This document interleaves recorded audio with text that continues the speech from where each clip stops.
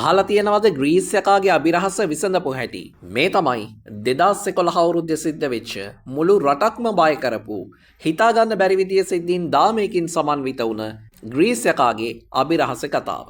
මේ ග්‍රීස් යකාගේ කතාව මුලින්ම කරලියට එන්න පටන් ගත්තේ රත්නපුරේ කේන්ද්‍ර කරගෙන සිද්ධ වෙච්ච දාම ඝාතන රැල්ලක් එක්ක. 2011 අවුරුද්දේ රත්නපුරේ හා ඒ අවට ආසන්න ප්‍රදේශවල කාන්තාවන්ව ඝාතනය කිරීමේ රැල්ලක් නිර්මාණය වෙලා තිබ්බා. පොලිසියට සැලකිය යුතු කාල සීමාවක් යනකම් මේකේ පිටිපස්සේ ඉන්න කවුද කියන කාරණේ නිශ්චිතව තහවුරු කරගන්න හැකියාවක් ලැබුණේ නැහැ. මේ ඝාතන සිද්ධ වෙච්ච බොහෝමයක් තැන්වලින් සාක්ෂි ලැබිලා තිබුණ නැහැ. අන්න ඒ නිසාම මිනිස්සු අතර මතයක් පැතිරීගෙන යන්න පටන් ගත්තා මේ රත්නපුරේ ඝාතන රැල්ල පිටිපස්සේ ඉන්නේ මේවට වග කියන්න ඕනේ මිනිස්සෙක් නෙවෙයි අමනුෂ්‍ය ආත්මයක් කියන කතන්දරේ. අන්න ওই කාරණෙත් එක්ක තමයි අපේ ජනප්‍රවාදවල කියවෙන ග්‍රීස් යකාගේ නම මේ සිද්ධීන් වලට ඈදෙන්න පටන් ගන්නෙ. මිනිස්සු බහුතරයක් විශ්වාස කරන්න පටන් ගත්තා ගොම්මන් වැටුණාට පස්සේ ග්‍රීස් යකා ඇවිල්ලා තමයි මේ විදියට කාන්තාවන්ව ඝාතනය කරන්න කියන කාරණේ. ඔය විදියට රත්නපුරෙන් පටන් ගත්ත ග්‍රීස් යකාගේ කතාව ඊළඟට එන්නේ යාපනයේට මේ 2011 අවුරුද්දේ යාපනින් ඊළඟට ග්‍රීස් එකක් ගැන අහන්න ලැබෙනවා. මෙතනදී සිද්ධ වුණේ යාපනයේ හිටපු ආච්චි කෙනෙක් ටීවී බල ඉන්න වෙලාවක රාත්‍රී කාලයේදී ඇය දැකලා තිබුණා ජනේලෙ ගාවින් කවුරු හරි කෙනෙක් යනවා වගේ ඡායාවක්. ඇය විපරම් කරලා බැලුවාම තමයි ඇය දැකලා තිබුණේ එතන හිටියේ ග්‍රීස් යකෙක් කියන කාරණේ. ඇය වහාම කෑ ගහලා තිබ්බා සහ අහල පහල ඉන්න මිනිස්සු දුවගෙන ඇවිල්ලා තිබුණා. මේ ආච්චිගේ ප්‍රකාශයට අනුව ආච්චි දැකලා තිබුණේ මිනිස්සෙකුත් නොවන අමනුස්සෙකුත් නොවන සත්වෙක් අතරමැදි සත්වෙක්. මේ සතා ගෝරිල්ලෙක් වගේ තමයි ගමන් කළේ කියලා මේ ආච්චි වකුටු වෙලා ගමන් කළාම පෙන්නවා.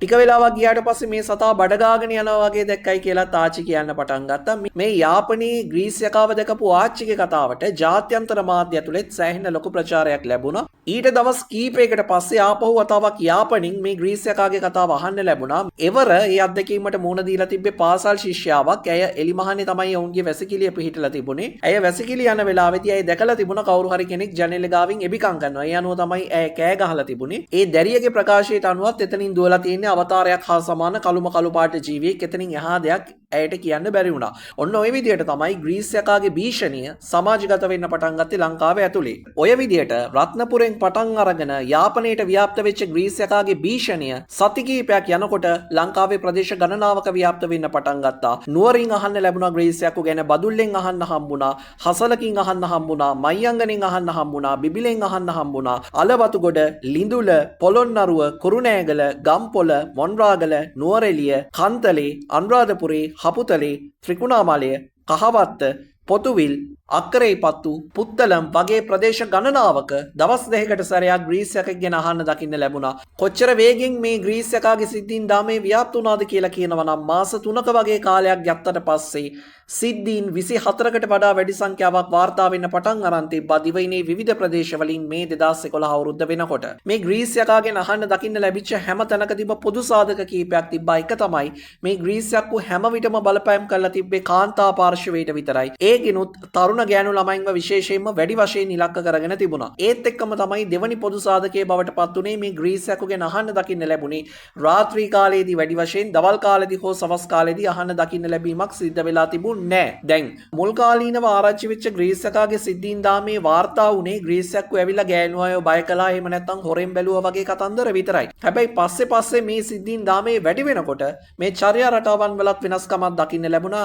සමහර සිද්ධීන් තිබුණා ග්‍රීස් යක්කු ඇවිල්ලා රත්තරන් බඩු හොරකම් කරගෙන ගියපු අවස්ථා. ඒත් එක්කම තමයි ග්‍රීස් යක්කු ඇවිල්ලා පහර දීපු අවස්ථා තිබුණා. මේ විදියට එක විදියට ග්‍රීස් යකාගේ භීෂණය මේ වෙනකොට ලංකාව පුරා ව්‍යාප්ත වෙලා යන්න පටන් ගත්තා. දැන් ඔය කාල සීමාවෙදිම හිතා ගන්න බැරි විදිය අසාමාන්‍ය සිද්ධීන් 3ක් වුණා. පළවෙනි එක තමයි මයියංගනේ ප්‍රදේශයේ හිටපු කාන්තාවක් තුවාල සහිතව රෝහල්ගත වුණා. ඇයගෙන් හේතුව ඇහුවාම වෛද්‍යවරු ඇය කිව්වේ ග්‍රීස් යකා ඇවිල්ලා මට පහර දුන්නා. මං ග්‍රීස් යකාව දැක්ක කළු පාට මිනිහෙක් මට හොඳටම පහර දුන්නා කියන කතන්දරේ.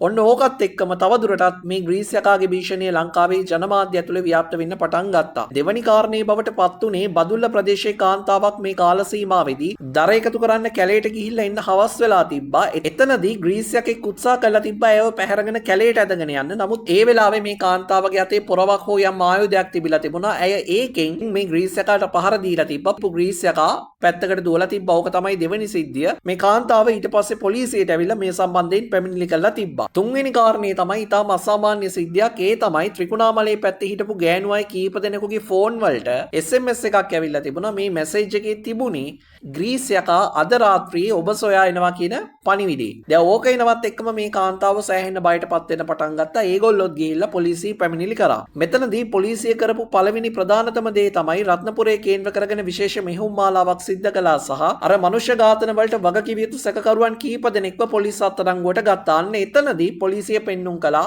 මේ සිද්ධ වෙච්ච ඝාතන කළා තියෙන්නේ භූතාත්මයක් නෙවෙයි, මේක කළා තියෙන්නේ මිනිස්සු අපි සැකකරුවන්ව අත්අඩංගුවට ගත්තා කියන කතන්දරේ. ඔය සැකකරුවන්ව අත්අඩංගුවට ගත්තත් එක්කම රත්නපුරේ මිනිස්සු ග්‍රීස් යකාට තිබ්බ බය නැති වෙලා ගියා. ඒක තමයි පළවෙනි සිද්ධිය බවට පත් උනේ. දැන් ඊළඟ සිද්ධිය බවට පත් උනේ දැන් කාන්තාවක් රෝහල්ගත වෙලා ඉන්නවා. ග්‍රීස් යකා පහර දුන්නා කියලා තුවාල සහිතව මේ කාන්තාවගෙන් පොලිසිය දිගින් දිගට විමර්ශන සිද්ධ කළා. අන්න එතනදී තමයි ඇය ඇත්ත කියන්නේ. ඇය සඳහන් කරනවා මේක මේ ග්‍රීස් යකෙක් කරපු පහර දීමක් නෙවෙයි. මගේ මහත්තයා බීලා ඇවිල්ලා ඊයේ රෑ මට ගැහුවා. පොලිසියට ඇවිල්ලා පැමිණිල්ල දානකොට මහත්තයාගේ නම කිව්වේ නැත්තේ මහත්තයාව පොලිසිය අල්ලන් ගියයි කියලා මම බය වුණා. මේ කාන්තාව තමන්ගේ ප්‍රකාශයේදී සඳහන් කළා තිබ්බයි. මේ ප්‍රකාශයත් එක්කම ඔය දෙවනි ග්‍රීස් යකාගේ සිද්ධියත් විසඳුණා. ඊළඟට බදුල්ල පැත්තේ පොරෝ පහරක් ආපු තරුණෙක් රෝහල්ගත වෙන්න ඇවිල්ලා තිබුණා. එතනදී හොයලා බැලුවට පස්සේ තමයි දැනගත්තේ මේ විදියට රෝහල්ගත වෙන්න ඇවිල්ලා තියෙන්නේ අර පහර දීපු කාන්තාවගේ ඥාති පුත්‍රයෙක් කියන කාරණේ. මේ ඥාති පුත්‍රයා තමයි ග්‍රීස් යකා වගේ මුළු ඇඟේම ග්‍රීස් ගාගෙන ඔය බදුල්ල පැත්තේ ගෑනු අයව බය කරලා තිබුණේ. ඇගේ ඥාති සහෝදරියෝ බය කරන්න ගිය වෙලාවක තමයි ඇය එල්ල කරපු ප්‍රහාරයට තුවාල වෙලා රෝහලෙන් ප්‍රතිකාර ගන්න ඇවිල්ලා තිබුණේ. එතනදී පොලිසිය ඔහු අත්අඩංගුවට ගන්නවා සහ එතනදී පොලිසිය ඔප්පු කරනවා මේ ගුටි කාපු තරුණයා යකෙක් නෙවෙයි මිනිස්සෙක්. මෙයා තමයි බදුල්ල ප්‍රදේශයේ ග්‍රීස් යකා විදියට හැසිරුණේ කියන කාරණේ. වඩාත්ම ආందోලනාත්මක සිද්ධිය බවට පත් වුණේ මේ සිද්ධි දාමෙන් අර ත්‍රිකුණාමලයේ ගෑනු අයගේ ෆෝන් වලට ආපු SMS එක ග්‍රීස් යකා අද රාත්‍රියේ ඔබ සොයා එනවා කියන එක. මේ සම්බන්ධවත් පොලිසිය දීර්ඝ විමර්ශනයක් කළා. මේ විදියට SMS අර කාන්තාවන්ගේ ෆෝන් වලට යවපු කෙනාව අත්අඩංගුවට ගන්න සමත් වුණා. ත්‍රිකුණාමලයේ ප්‍රදේශයේ පදිංචි වෙලා හිටපු එවකට අවුරුදු 28ක තරුණයෙක් කරපු පොඩි ජෝක් එකක් විහිළුවට කරපු වැඩක්. ඔහු තමයි ඔය කාන්තාවන්ගේ ෆෝන් නම්බර්ස් හොයාගෙන ඒවට වෙන සිම් එකක් අරගෙන මැසේජ් කරලා තිබුණේ. ඌ රක්ෂිත බන්ධනාගාරගත කරන්න අධිකරණයේ නියෝග කරලා තිබ්බා. අධියරෙන් අධියර හැම ප්‍රදේශයකටම බලපාපු ග්‍රීස් යකාගේ ප්‍රශ්නය සාර්ථකව විසඳන්න පොලිසියට හැකියාව ලැබුණා. ඊට පස්සේ එවකට පොලිසියේ හිටපු ජ්‍යෙෂ්ඨ නිලධාරීන් කීප දෙනෙක් විශේෂ මාධ්‍ය හමුවක් පවත්වලා මුළු රටටම එලි කළා. මේ ග්‍රීස් යකාගේ සිද්ධීන් පිටිපස්සේ ඉන්නේ කිසිම වෙලාවක අමනුෂ්‍යාත්ම නෙවෙයි, මේ ඉන්නේ මිනිස්සුම තමයි කියන කාරණේ. මේ ඒ මාධ්‍ය සාකච්ඡාවේදී පළවෙච්ච පුංචි අදහස් කීපයක්. මේ කතාව පටන් ගන්න මේ කහවත්තේ සිද්ධියදී. කහවත්තේ කාන්තාවන් 7 දෙනෙක් මිය ගියා. හැබැයි මේ කාන්තාවන් 7 දෙනාගෙම සැකකරුවෝ අල්ලලා දැන් අධිකරණයේ ඉදිරියේ නඩු විභාගය. එතකොට මැයි මාසේ 19 වෙනිදා එක කාන්තාවක් රබර් වත්තකදී ඇදගෙන ගිහිල්ලා ඒ තැනැත්තියගේ මෘත ශරීරය හොයාගන්න අපිට දින 14ක් ගත වුණා. මෙන්න මේ කාල සීමාව තුළ තමයි මිනිස්සු පටන් ගත්තේ කියන්නේ මේ භූතයෝ තමයි මේක කරන්නේ. මේකෙන් තමයි මේ ග්‍රීස් යක්කුන්ගේ කතාව පටන් ගන්නේ. හැබැයි කතාව ඔක්කොම බොරු වුණාට ඒ අපරාධය කරපු සැකකරුවා අත්අඩංගුවට අරගෙන ඒ අදාළ සියලු සාක්ෂි සමග අද අධිකරණයේ නඩුවේ විභාග වෙනවා. මේ අතරතුර මොකද වුනේ මේ දින 14 තුල මේ කහවත්ත ප්‍රදේශයේ යම් යම් සිද්ධීන් වලට කාන්තාවන් බය වුණාම ඔක්කොම අර ග්‍රීස් යකාගේ පැත්තට දාලා රෝහල්ගත වුණා. දැන් කාන්තාවෝ දෙන්නෙක් රෝහල්ගත වුණා. කිව්වේ මේ භූතය ඇවිල්ලා බෙල්ල මිරිකුවා. පහුවදා වෙනකොට රෝහල් අධිකාරීතුමාට හිමිහිට කියනවා මේ කාන්තාව වත්තක කාන්තාවක් වැඩ කරන